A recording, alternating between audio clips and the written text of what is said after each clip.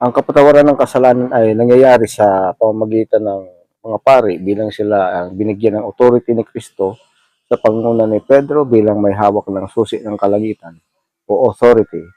Ayon sa Matthew 16:18-19, "And I say unto thee that there are Peter, and upon this rock I will build my church, and the gates of hell shall not prevail against it." At sinasabi ko naman sa iyo na ikaw ay Pedro, at sa ibabaw ng batong ito ay itatayo ko ang aking iglesia o ang simbahan.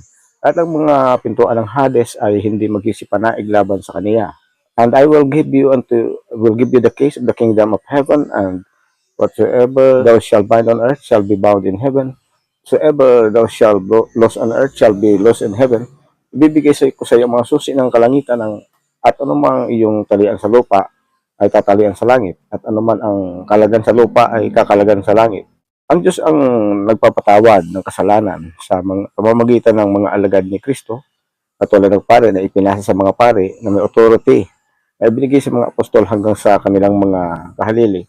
Walang mababasa na direkta sa Diyos, dahil kung ganyan nais ng Diyos, di na sana niya itinatag ang simbahan o ang iglesia, at di na hinirang niya ang mga apostol kung direkta lang sana ang Diyos, at hindi na niya tatawagan ang mga apostol.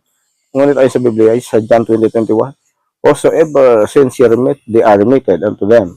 And whosoever sins ye retain, they are retained."